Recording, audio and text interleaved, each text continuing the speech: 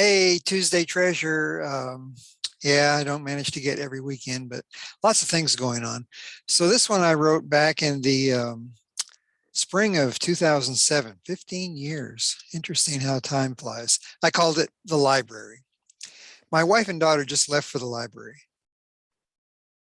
My 13-year-old reads a book every week, usually one of those 2-inch thick fantasy or science fiction tomes. Our family reads a lot, and it shows in all the endeavors that we undertake. I was editor of the Cape Cod Genealogical Society Bulletin for many years, and that was one of those great family endeavors.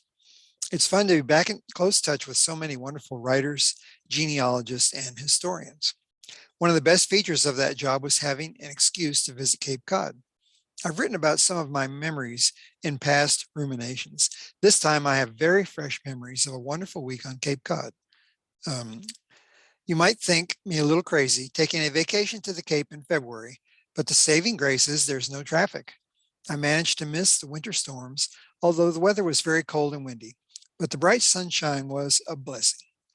My first stop when I arrived was the Computer Special Interest Group, SIG, a meeting at the Dennisport Library. What a treat that was. You can always learn something new at these special interest groups.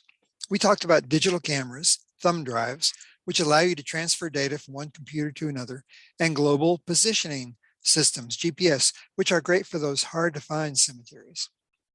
DNA technology is now available to help men and women match their chromosomes with a surname to prove ancestry. There are a number of new computer programs to help you map your ancestors over time, give hints on the next steps in your search, and organize all those source documents. I spent the day before the meeting at the American Antiquarian Society Library in Worcester, a wonderful place to research. You fill out an application, show 2 forms of ID, and bring in only a computer, notebook, and pencils. Be sure to have a good notebook or computer. The same rules apply at the Boston Athenaeum. While those 2 places are a little more exclusive than the public library, they hold a wealth of regional information. So I think I'm hitting every library in the region on this trip.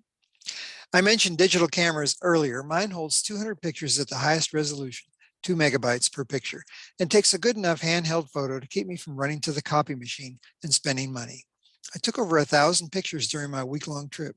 I shot everything from Sears tombstones in the Quivot Neck Cemetery in East Dennis to pictures of Harvard alums in the 25-year anniversary reports at the New England Historic Genealogical Society. Don't forget to take a picture of the title page of each book for future reference.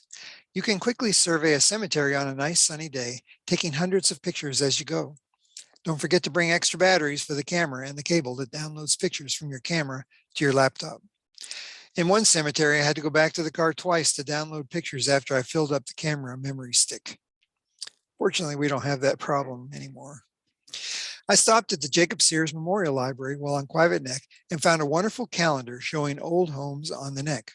I spent an afternoon at the Sturgis Library looking at the old atlases and new items in the genealogical collection.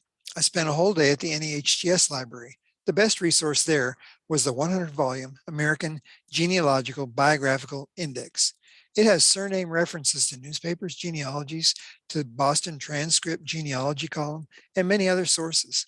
The indexers have found that the average index in the back of a genealogy or history book only covers half the names actually in a book. This is a great starting place when you visit NEHGS next time. I wasn't done with libraries yet. A visit to my sisters in Eliot, Maine took us to the Portsmouth, New Hampshire Library and many hundreds more pictures of book pages with Sears info on them. They have a wonderful new facility with a special genealogy room. I was worried about losing all that data that I had captured during the week, so I brought a CD with me and burned the photos onto a CD each day. I ended up with 7 CDs full of pictures when the trip was over. Libraries continue to have an attraction for me. While many books are now on the internet, there is nothing to compare with holding the books in your hands and browsing through the stacks of an open library. They will never get all those books onto the internet in our lifetime, so support your library. If you can't get to the New England libraries, don't forget about interlibrary loans. And just to share a little picture of one of my favorite libraries, Jacob Sears Memorial Library. Hopefully you can see that. It's on Quivot Neck in East Dennis, built through funds donated by one of our cousins. And Jacob Sears was a well-known resident there. Well, there's your Tuesday treasure. Hope you all enjoy that, and I'll try and get a little bit more consistent on posting these. Have a good week.